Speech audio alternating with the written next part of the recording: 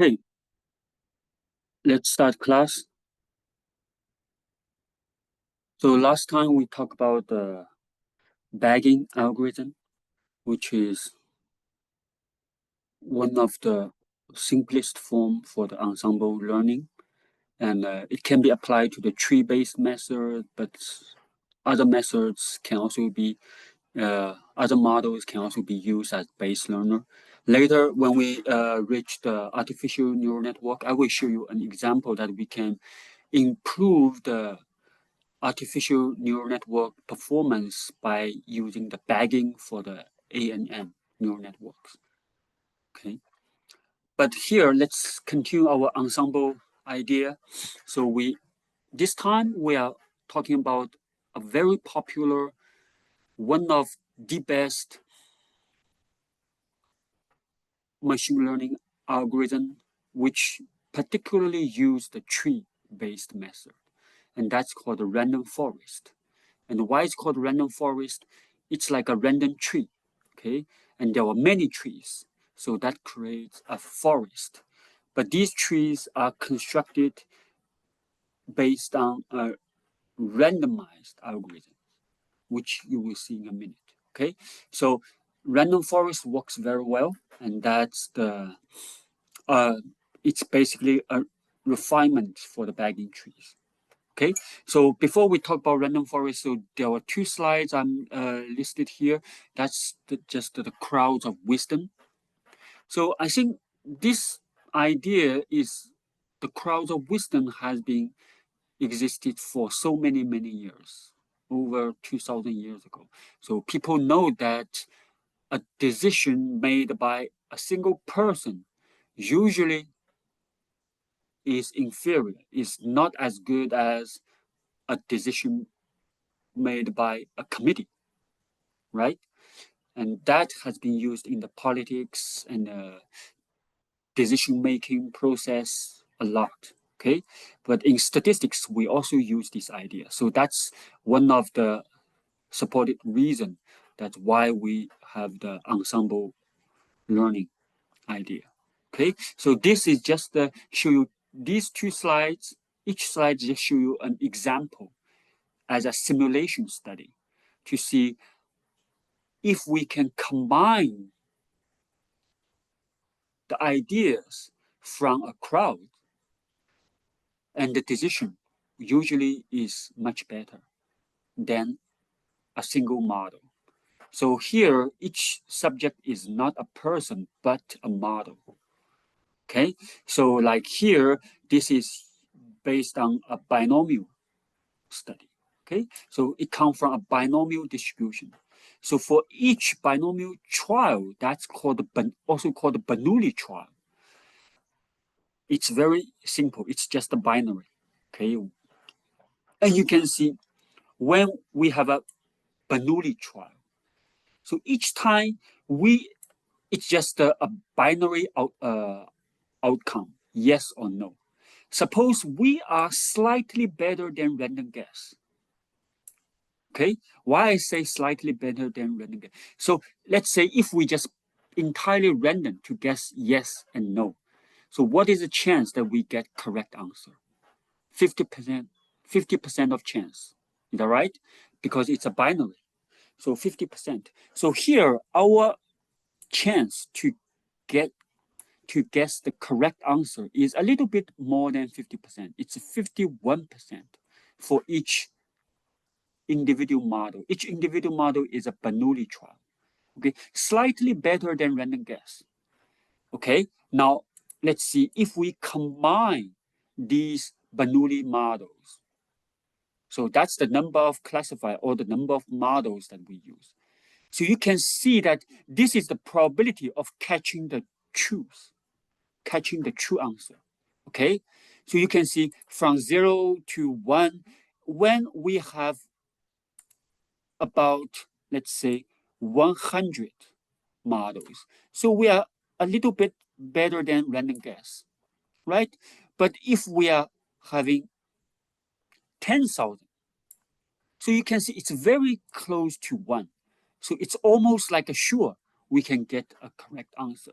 If we have 100,000, then we are almost 100% sure that we can get the right answer. So you can see here, but don't forget that this result is based on what? All the classifiers are weak. When we say weak, means what? They are slightly better than random guess. But if you want to achieve that improvement, you have to have these models to be independent. That is very important. And that's actually what we did in the politics or in the decision making. When we have a committee to make the decisions, it's better to have all the committee member what? To make the decision independently, right? If they are not making the decision independently, the improvements may not be there. So that's why the independent for each model is very, very important. Okay, and that's the key leads to the wisdom of the crowd. Okay, so this is another simulation. It's to simulate the Oscar Award, Academy Awards for Oscar. Okay. So we have 50, suppose we have 50 members and vote in the 10 categories for the movies. So each has 4 nominations, and only 15 out of these 50 members, they have some knowledge, represent their probability of selecting the correct candidate is a little bit greater than 0.25. If it's 0.25, that means have no knowledge. Why? Because each category will have 4 nominations, right? So if this member has no knowledge about the true, which one is the real best one, then the probability will be 1 out of 4. So that will be 0.25. So that's why I say if it's 0.25, has no knowledge. Okay, now let's say if these 15, only 15 out of 50 have some knowledge. If these 15 voters have the knowledge, is a little bit has a little bit knowledge. Okay, so starting from 0.25, because that represents no knowledge at all, then it increase a little bit. Okay, and these are based on the simulation, based on 50 simulations, and you can see here. Okay, so this, the bottom one is based on just each individual. Okay, so these just based on those individuals that has the knowledge, has a little bit knowledge. So you can see if just based on each individual, the chance of selecting the real best one is very low. But if that is based on these 50 members, although among these 50 members, only 15 of them have some knowledge, but you can see the chance increases substantially.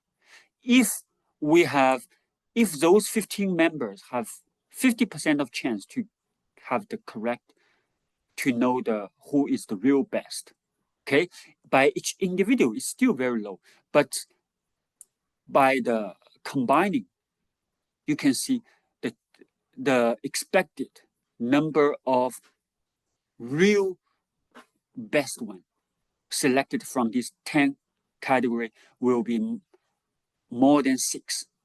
Remember, we have 10 categories, okay? And if we have more and more knowledge, that will shows we will have 10 out of 10 are being picked. Okay, so this one has no combined. So just by individual, and this one is by combined ensemble. And you can see there's a big improvement. Okay, so anyway, this idea has been studied a lot for many years, and people know that. So the point here is we use that in the ensemble learnings. So that's the base why we need to use ensemble idea, because that really helps. Okay, so now let's move to the random forest. Random forest is a refinement of bagged tree.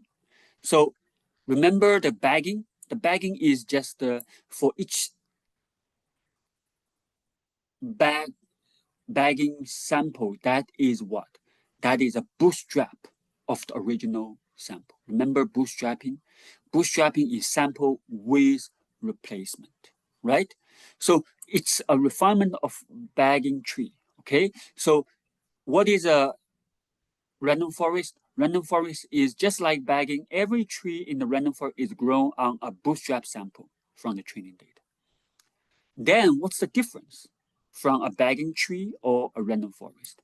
For a random forest, at each node of a tree, we randomly select m variables at random out of these m total variables, independently for each node, and then find the best split from the randomly selected m variables.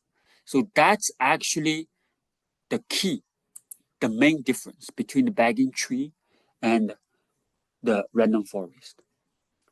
Okay, so you see the difference? For each tree constructed in the random forest, it's just like bagging. Okay, it's based on a random bootstrap sample, right? But when we construct a tree, okay, so when we construct a tree, let's say we have a split here, then before we do the split,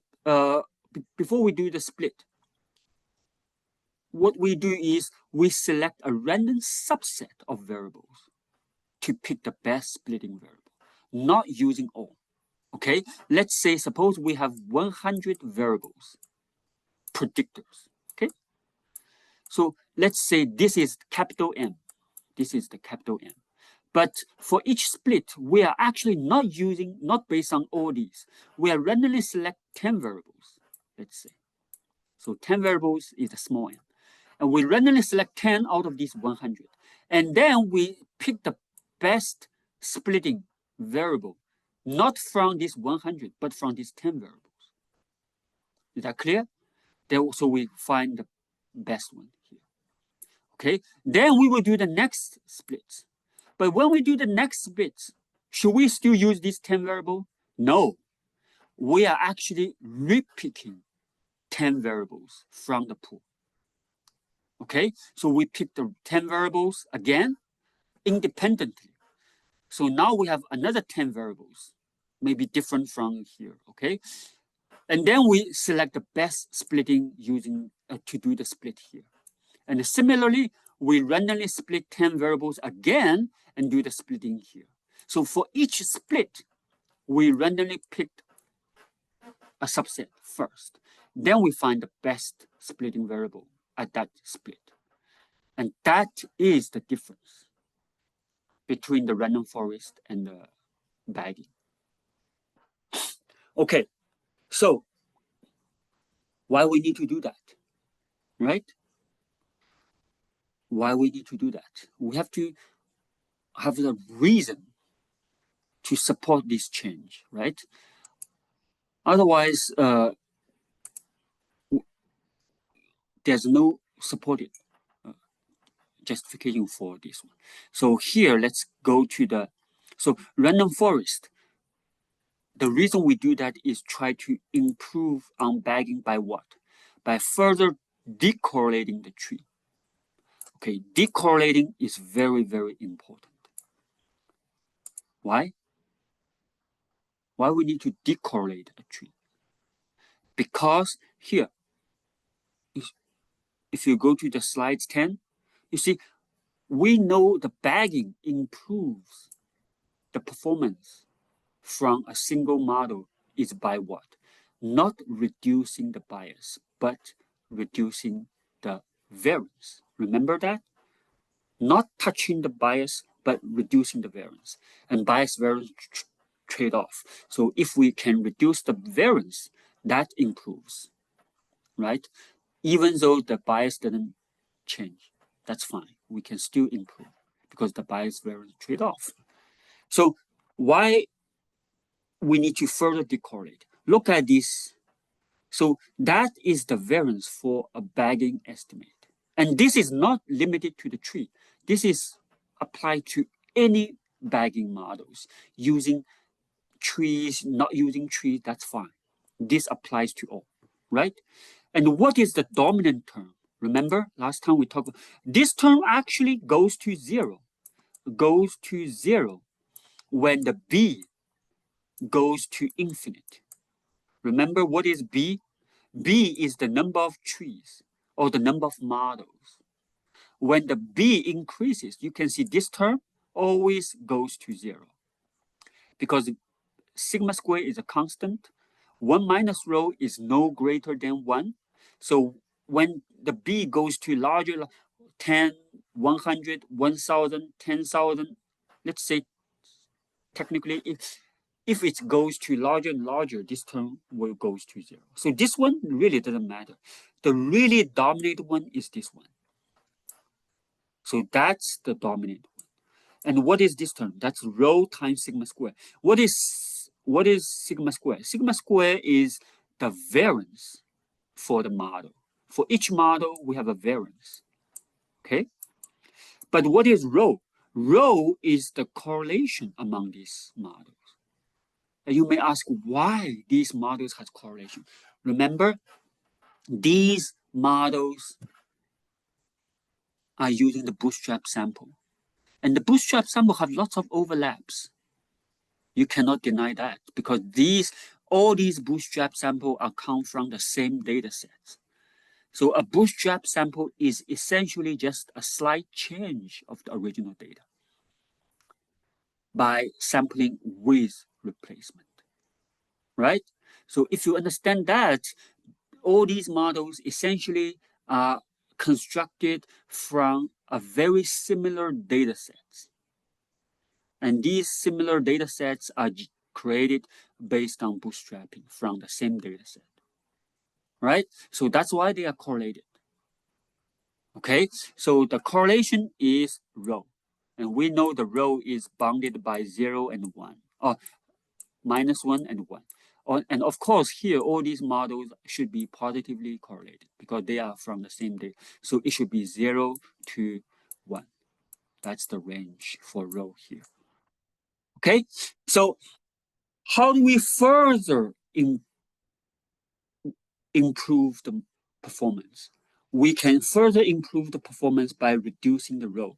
So if we can further decorrelate the trees, then that's a success. Then we can improve the model prediction performance. Does that make sense? So that's the underlying reason. Okay, so if you know that, then let's see why we need that step. So to show the effect on this, choose the best splitting variable from a subset. What is that effect on the correlation among trees? To see that, what is the best way? Is through these extremes, right?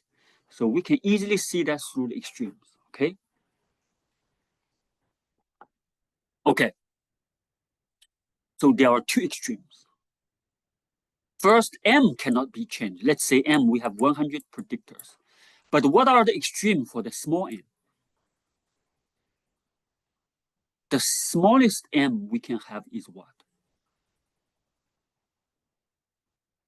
Any idea? It should be one variable. What is the largest we can take? It's capital M. Or in this case, it should be 100. Does that make sense? So this subset size, the smallest one can be is 1, the largest can be is capital M. I think that's quite obvious. Okay, so let's see these two cases. If, let's say M is 1, so basically all these splitting variables are randomly picked, entirely randomly picked. Is that right? So what is the correlation among these trees? The correlation among these trees will be very what? Big or large, or big or small? It will be very small. The correlation will be very low. It should be close to 0. Does that make sense? Because they are essentially randomly picked splitting variable. So all these trees are very different because they are randomly picked, random trees, right? So the correlation will be very, very low, close to zero, okay? I would say very close to zero. But what about M when the small m is capital M? So at each split, we actually consider all the variables and choose the best one. Then all these trees will be what? Very much the same. Why not say exactly the same? Because they cannot be exactly the same because they are using bootstrap samples. So the variables, so these trees may be some different, but that's entirely from the bootstrap samples, but will be very close. So the row should be large, positive, right? So that means when we have small m, the trees will be very uncorrelated. When we have a large m, then it will be highly correlated. But then you will say, okay, that's easy. Then let's just choose m equals to 1. Because m equals to 1 give us the best results. Is that right? No, it's not. Why? Still, there's a bias variance trade-off. So when the m is 1, although the correlation will be very small, okay? Although the correlation will be small. Why? Because go to the 10, you can see when the correlation is very small, the variance is very small. But the bias will be what? The bias will be very large. Will actually much larger. Why? Because all these splitting variables are randomly chosen. They are not informative at all, right? So that's why for this reason, we can see that those, when the small m, when the subset size is 1 or very small, it may not work well because the each tree is very, very suboptimal, far from optimal, and they are less informative if the m is smaller, right? On the other side, if m is larger, if the subset size is larger, the correlation will be high, so the variance will be large. However, the bias will be small. Okay, so it's a trade-off. So what is the best m?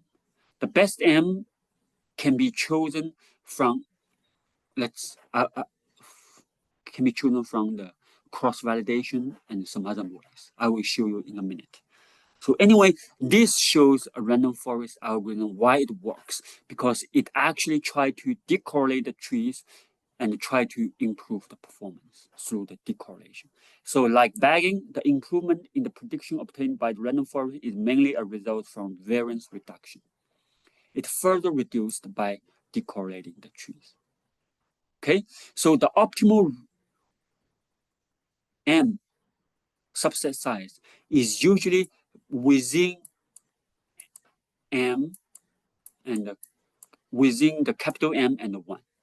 So the optimal one should be somewhere between. Okay.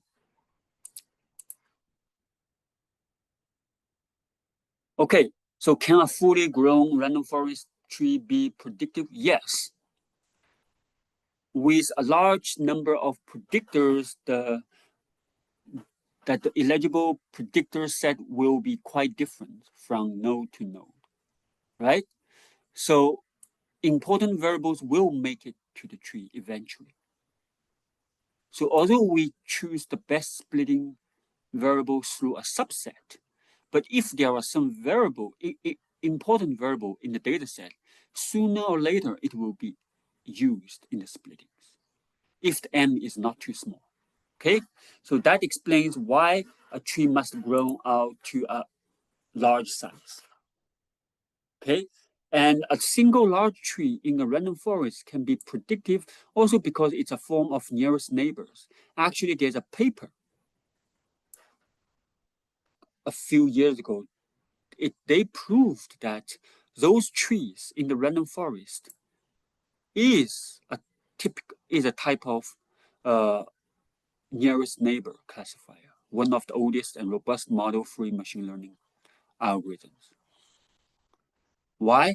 Because to reach to a node in a tree, a record must satisfy the condition at every parent split.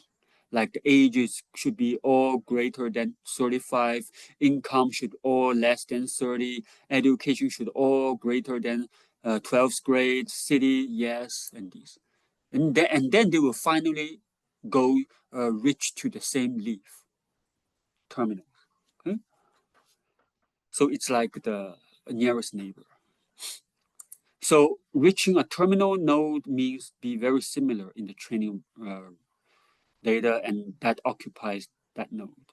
So that's why when we grow a tree in the forest, we don't pruning back. We just fully grow a tree, use that. And that also gives us low bias. Okay? Also give us a chance to have those important variables used in the tree. Okay? Okay, let's see as an example. So this is a spam email example. You should all familiar with that. So the red one is the bagging tree, and the blue one is the random forest. And this is the number of trees, and this is the test error. So the performance on the test set, and it's fitted on a training set. So training set contains about 3,000, and the test set contains about 1,500. And you can see the bagging has the test error is about close to here, right? But random forests is stabilized around here, about here. So you can see there's a improvement. Okay? And that improvement is by what? By decorrelating the trees, by further reducing the variance. Okay? And as I said, what is the choice of M? What is the subset size we should use? It should be within 1 and the capital M, right? So that's a very tricky question. Okay, so here, the inventor for the random forest, which who is Leo Berman, had done lots of studies on the real data and on the simulations, and he and other researchers found that the following recommendations. So for the classification problem, if the M, which is the subset size, is about this, so what does this notation mean? So this P is the number of predictors. Okay, so this means the largest integer that is no greater than square root of P. Okay, so in other words, let's say if P is equals to 100, if we have 100 predictors, so what is the recommended default M? M should be, so largest number that is no greater than square root of P. So square root of P is 10, so that's 10. But what about 101? If it's 101, it's still 10, okay? For the regression, the default one is the largest integer that is no greater than 1/3 of P. So if it's 100, let's say P is 100, it should be what? It should be 33. Okay, so these are the recommended value. And how do we get that? This is based on numerous trials on the real data and on the simulations. As I said, the small m leads to the low correlation, but actually high bias. So low correlation means small variance. High bias means the bias is large. So it's a bias variance trade-off. Okay, for large M, we have high correlation. That means high variance, but the bias is low. So it's trade-off. So the optimal one is somewhere between. Okay, so let's see a simulation example. So in this simulation example, that is the real function. That's the true function. Y is equals to the, the, the sum of all these 50 variables, the first 50 variables, and divide by 1 over square root of 50 plus a random noise. Okay, so here we have 500 training sets and each has 100 observation and test set is 600. Okay, so let's see the simulation results. So this is the number of randomly selected splitting variables. Okay, so in this study, we have 50 variables. We have 50 variables. So X is 50. So we have 50 predictors. Okay, so that's why you can see these are the number of variables used in the subset. So that's the M. Okay, so when the M increases, and this shows the correlation among the trees.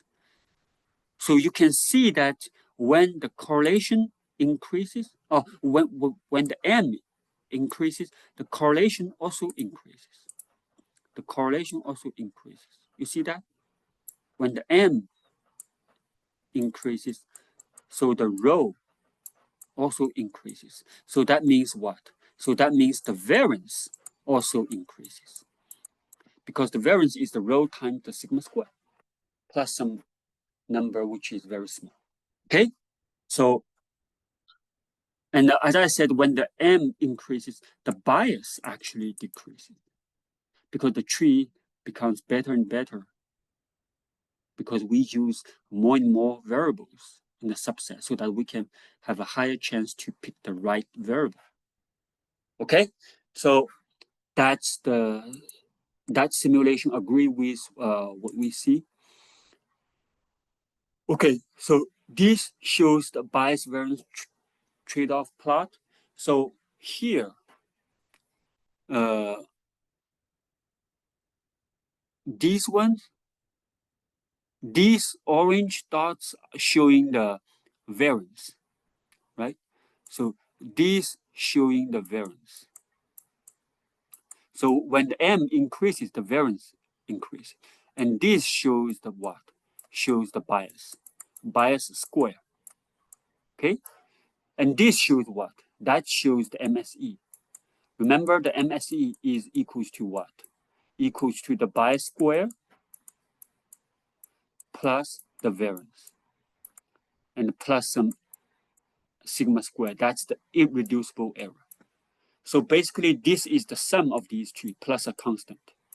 So you can see that's the MSE. So you can see what is the optimal M. Optimal M is not on 1, that's the smallest, is not on 50. It's somewhere between. So here it's about close to 10. So the best one should be 10. Okay, so that's the bias variance trade-off on the choice of M.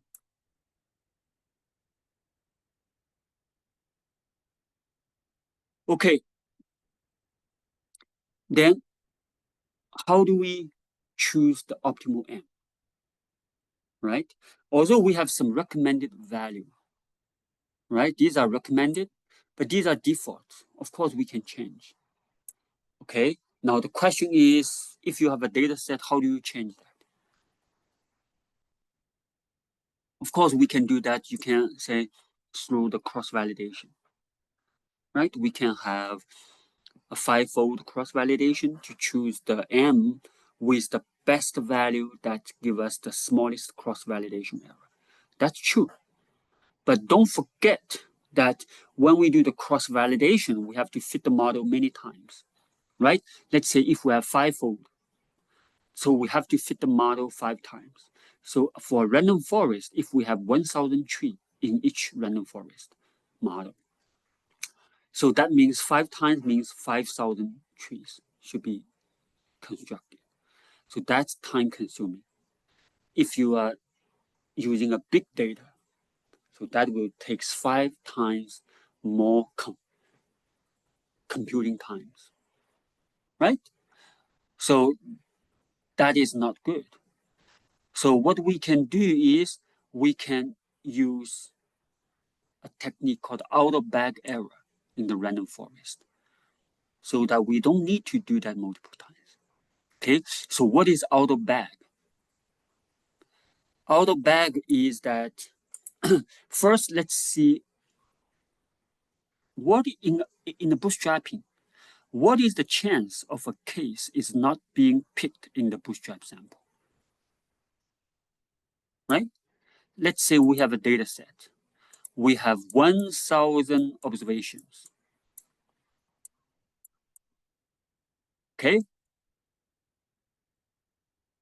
So here I'm doing a bootstrap sample.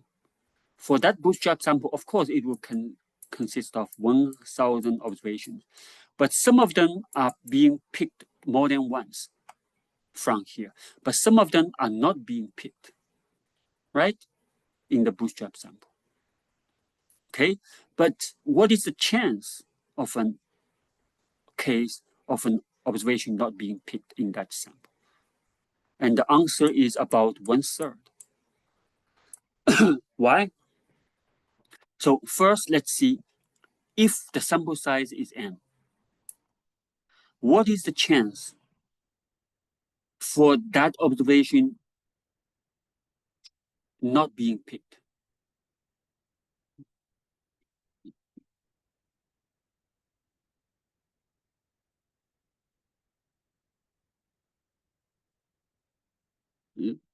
Some random cause.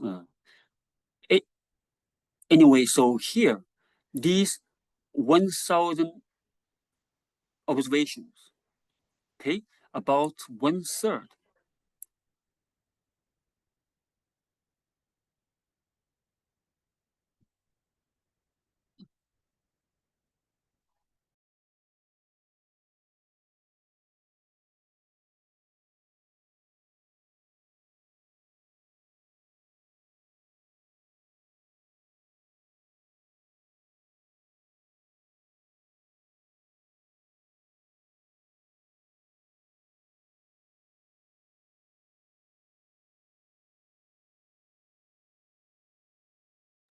Sorry about that. Here, so the chance for a bootstrap sample not being picked is 1/3. Okay, so let's see if just in a one sample, okay, we have 100 or 1,000 observations. Let's just focus on the first observation. What is the chance that not being picked just by Joe once? It will be the chance for that not being picked will be what? 0.9999. It's about that, right? Why? Because that equals to 1 minus the chance of being picked. So the chance being picked is 1 over n. And the chance not being picked is 1 minus 1 over n. Is that right? So in that case, if we do that repeated pick n times, and these n times we never pick that observation, so what is the chance? So that's 1 minus 1 over n to the power of n. Is that clear? So that's 1 minus 1 over n to the power of n. And that is the chance for that subject is not being picked by n trials. Okay? And when the n goes to larger and larger, This one actually goes to a limit. That's 1 over E. E is the base for the natural log. And that is about 0.368. That's close to 1/3. So in other words, for these 10,000 of 1,000 observations, if we do a bootstrap sample, it contains about what? Approximately 632 observations in the raw data. But you may say, why it's just that? It should contain 1,000 observations, right? Yes, but some of these, remember, some of these has been picked more than once in the bootstrap sample. So it seems to be it contain, for a bootstrap sample, it seems to be contain 1,000 observations. Okay, but some of them appeared more than once. Some of them didn't show up in the bootstrap sample. So the only unique number is around 632. Okay, so that's the point. So then what is outer bag?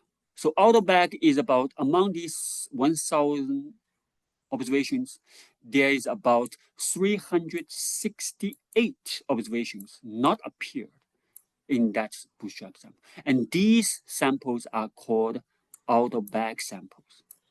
So they are not in the bag. Okay, so then if you understand that idea, then in the random forest, the prediction on the outer bag samples from these trees can provide some estimate like a generalization error on the new data, similar to the k-fold cross-validation. Okay, so the random forest can be fit in one sequence with cross-validation being performed along the way.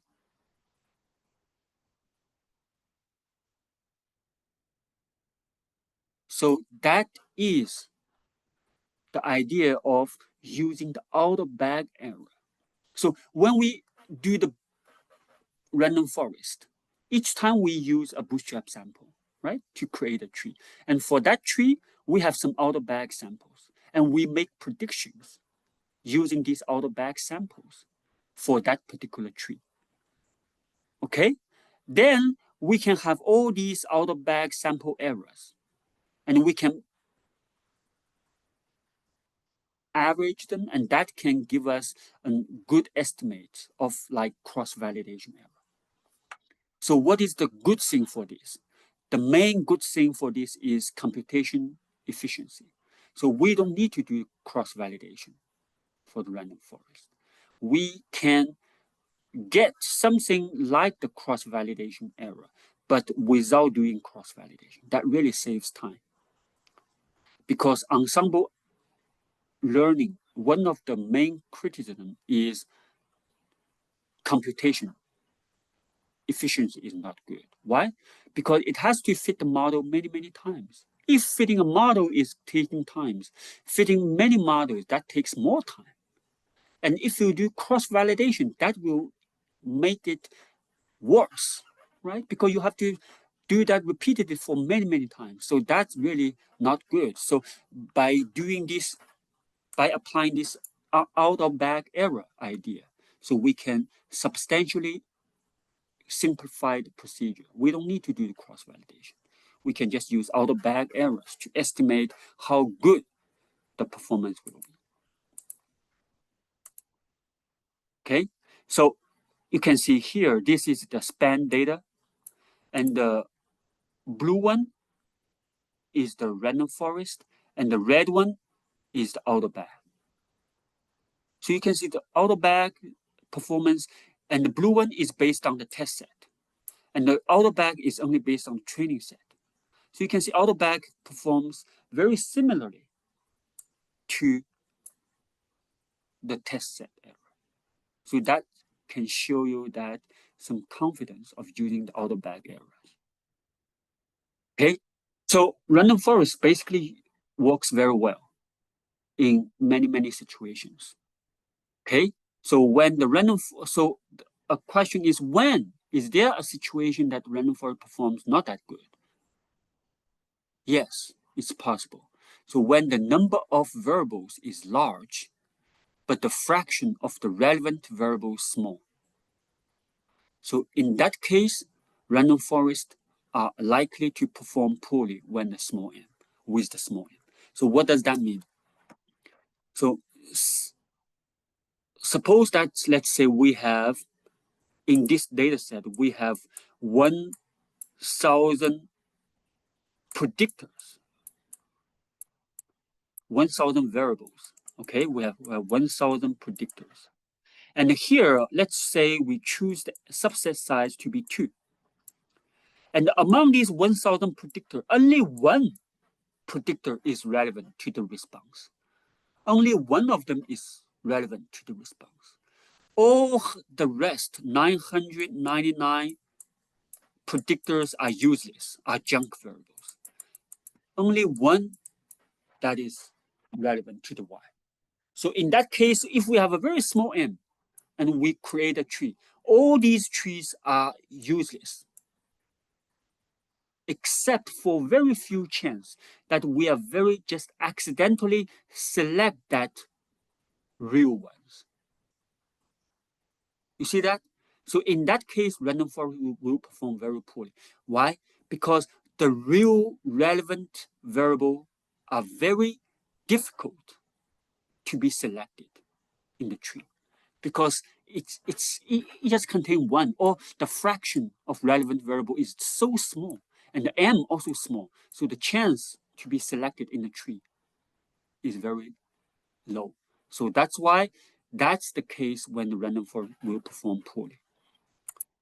Okay, so here, this is a comparison between random forest and the gradient boosting. Boosting is another ensemble method. Okay, so this is the test errors. So you can see, so here, these, each time we have two numbers. The 2 is the relevant number of variables, and 5 is the number of noise variable, irrelevant to the response. Okay, and here we added 20 more. So we have 2 relevant, but 25 irrelevant. Here we have 50 irrelevant, 100 and 150. Okay, so when we increase more and more irrelevant noise variables, you can see the performance for the random forest, which is the red one, becomes worse and worse. You see that? That's the test misclassification error. But for the boosting, it's pretty stable. Okay, we will not talk about boosting, but this just shows you a case that random forest can actually perform poorly when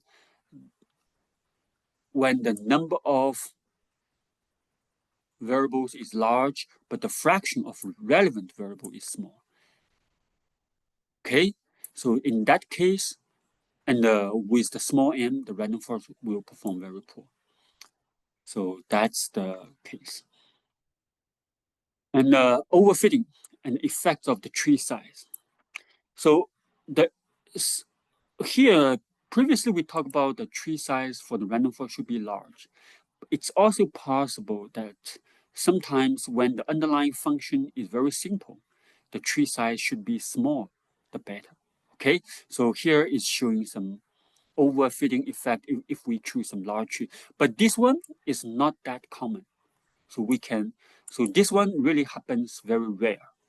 So most of the time we just fit a tree in the random forest to a maximally grown, fully grown tree.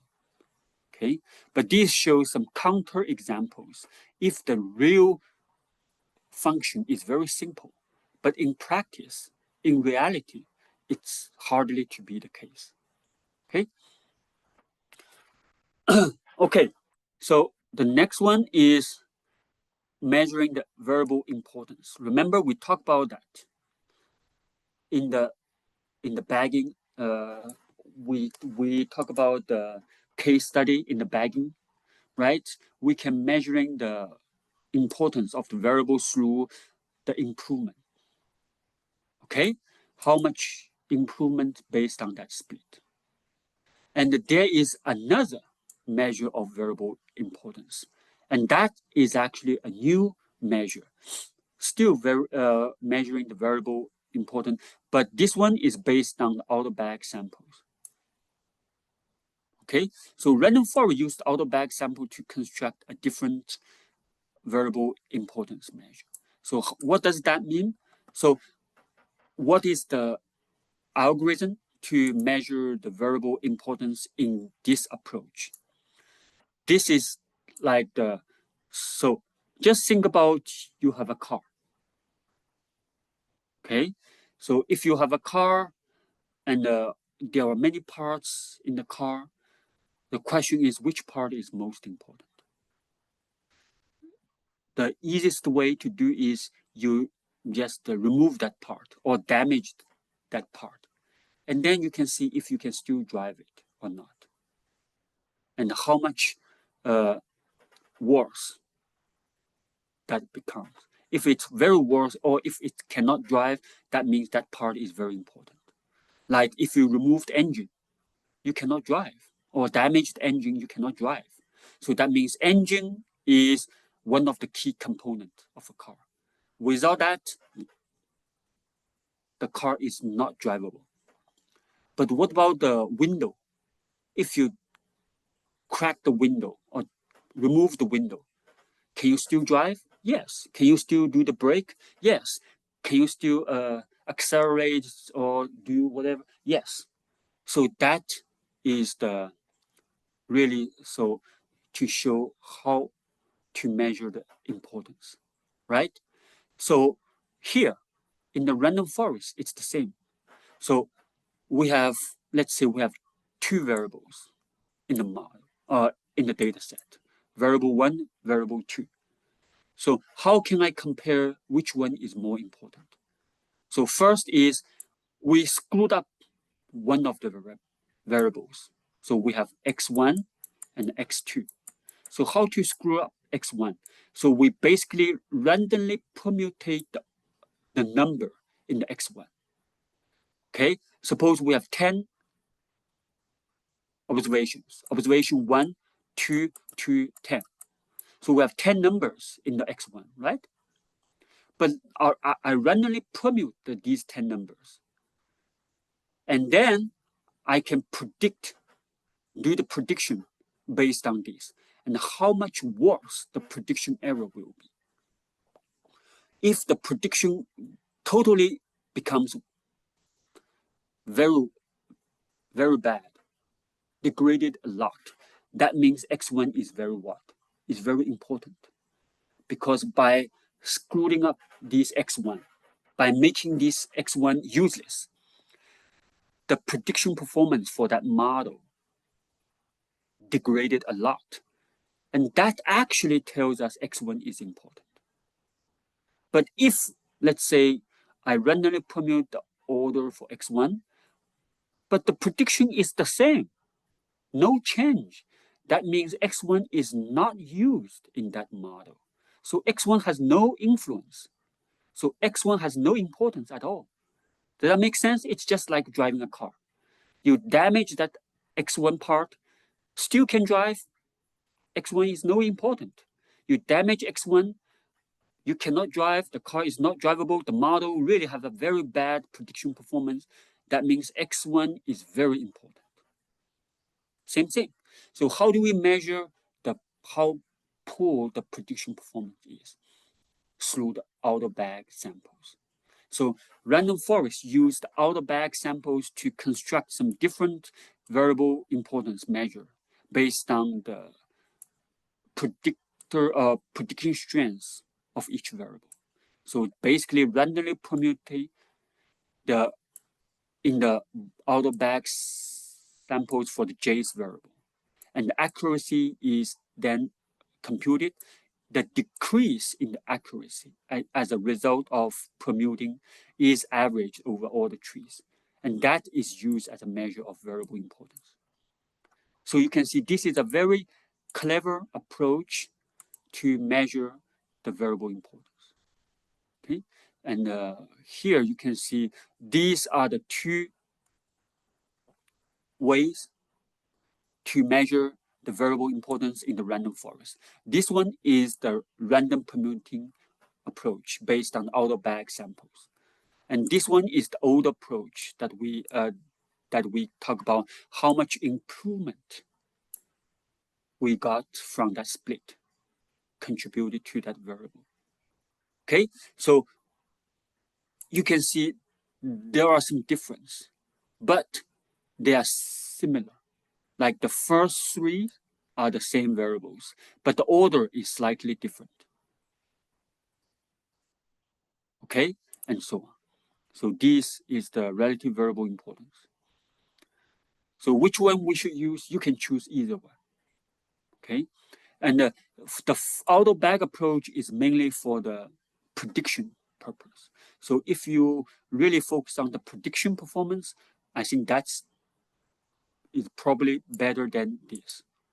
Okay, and the partial dependence plot. Partial dependence plot is the one that can estimate the marginal effect of a variable or maybe two variables on the models. Okay, so I won't talk about the details, but you can read it and you can get the idea. So here, the partial dependence is measuring the marginal effect of a variable on the models. Okay, so let's see the examples. So here, in the span example, you can see this is the partial dependence plot for the relative frequency of the exclamation mark.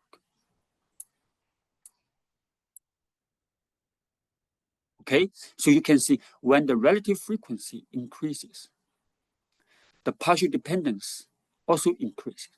So that means what? That means when the email has the high frequency of exclamation mark in the email, so the chance of that email to be a spam will be increased. Does that make sense?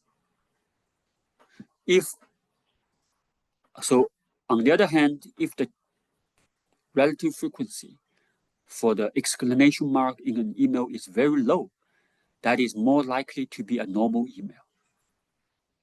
Okay, so that's the, and for the judge, that word, it's the opposite. Okay, so that's the partial frequency in the span. And this one shows the proximity plot. It's useful for the small data set. So what it does is it can show you the interrelationship among these samples through the eye of the random forest model. Okay, so you can take a look after class. So here I'm just showing you the examples. So this, the reason I use this example is that this only has two x variables, has x2 and x1. Since we have only two x variables, we can see the interrelationship among these samples, right? If it's more than two, if it's 3, 4, 5, it's not easy to see that, right? So, but here we have just two x variables, we can see that. Okay, so that's the raw data. Okay, and that's the black line is the boundary from the random forest model. Okay, and the smooth yellow lines, that's the true boundaries. Okay, so here I have some numbers here, and you can see the numbers corresponds to here. So these numbers are 1 to 1 corresponding. So you can check. So this is the proximity plot from the random forest model. So although the data looks like that, looks like the random forest, in the random forest model, we can create the proximity plot, which looks like that. So you may say, well, this is definitely not the same as this, but just hold on a second. So you can see that. So here, 1 is here, and 1 is here, corresponds to here. And what are the groups of points closest to 1? It's 2, right? From the eyes of the random forest. But let's see. Yeah, in the raw data, also 2 is closest. You see that? Okay, so what are the points that closest to 2? You can see 3, right? So 2, you can see 3. And actually 4 is also quite close. So you can see 4 is here. Not very, very close, but still close. But 3 and 4 are very close to each other. You can see 3 and 4 are very close to each other. And the 5 is between 3 and 6. And then you can see 5 is between 3 and 6, but also close to 4. So you can see there are some relationship between these points.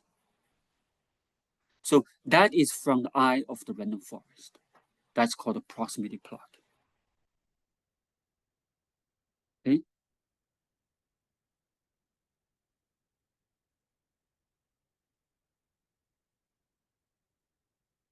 Okay, so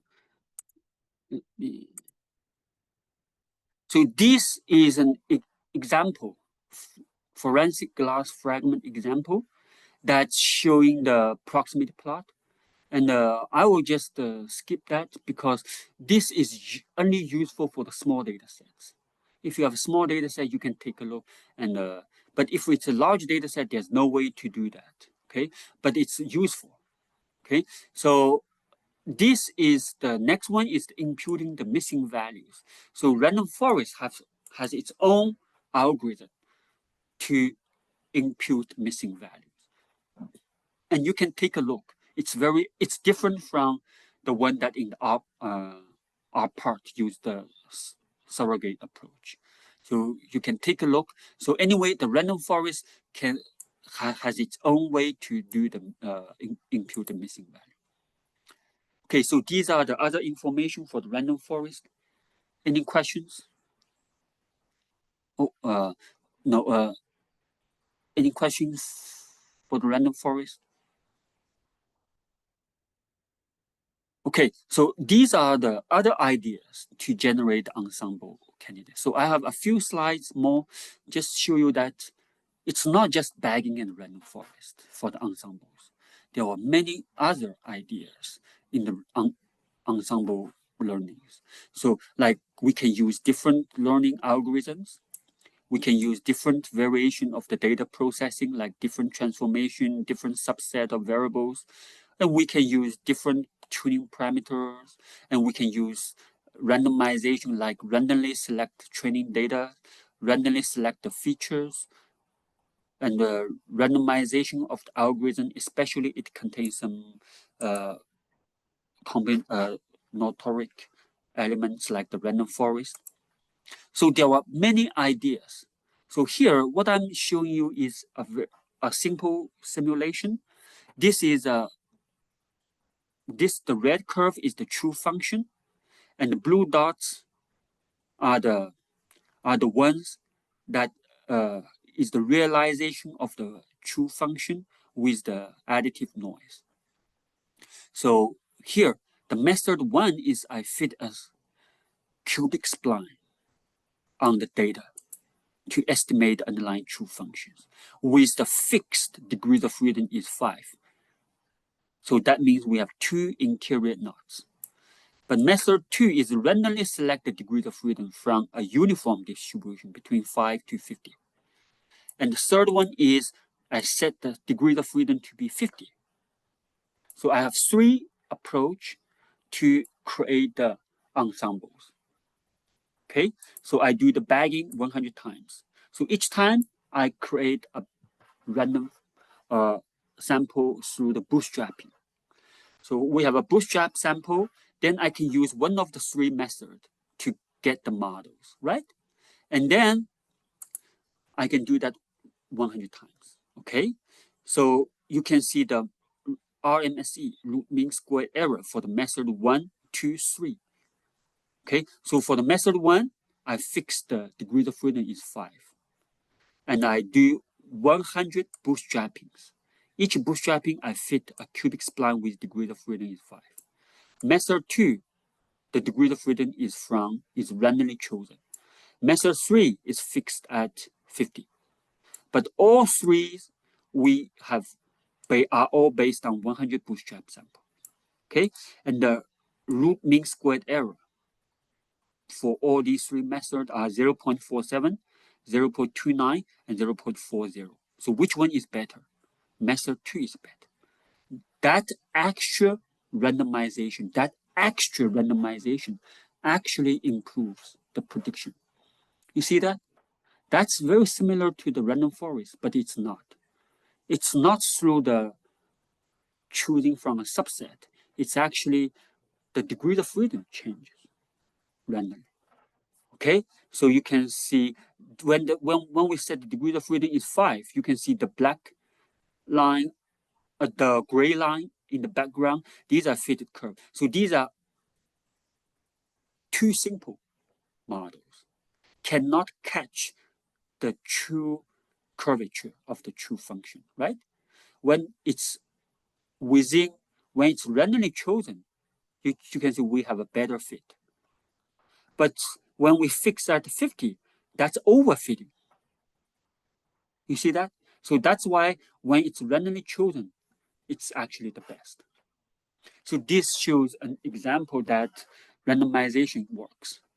And this shows the success of ensemble method.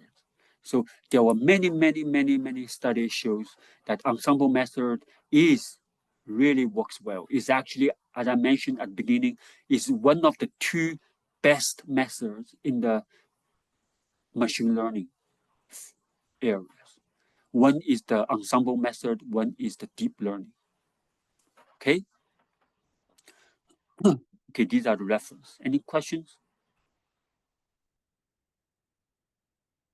Okay, I also have 2 slides for the random forest example. I will post it.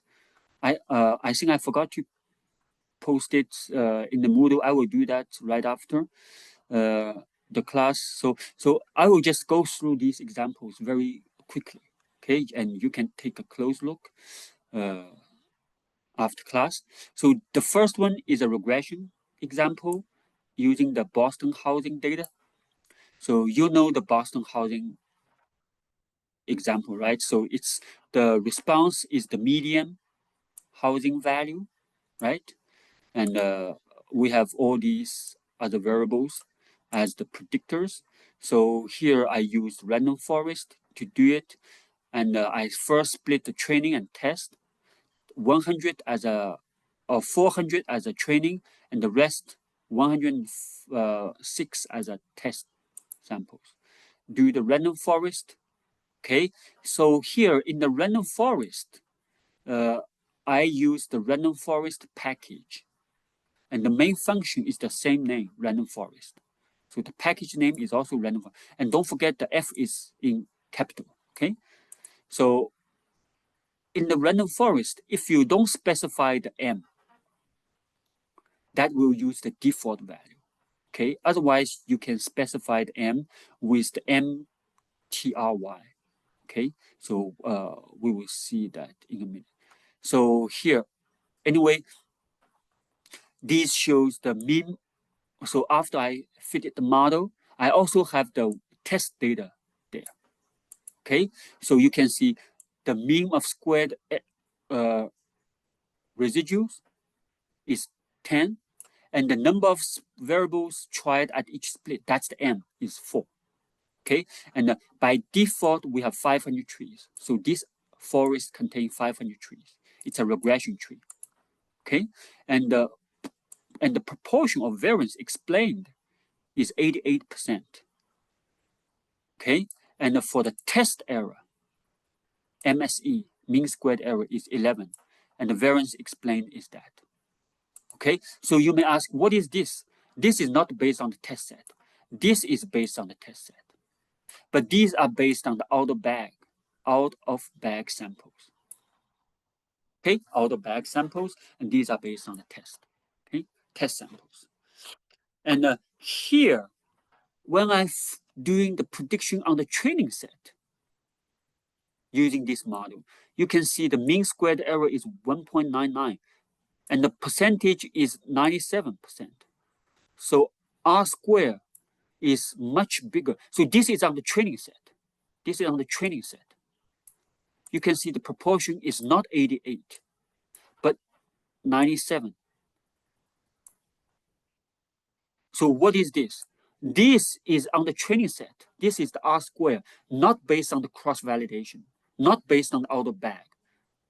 So that is not right. That's biased. That is what we called what? In-sample optimism. Remember, we talked about in-sample optimism. So if you just use this, but using the training error without using the outer bag samples, you can see the R square is overestimated. It's 97%. But if you use the outer bag samples, you can see the R square is only 88%, which is close to the test error. For the test set, you can see the R square is about 81%.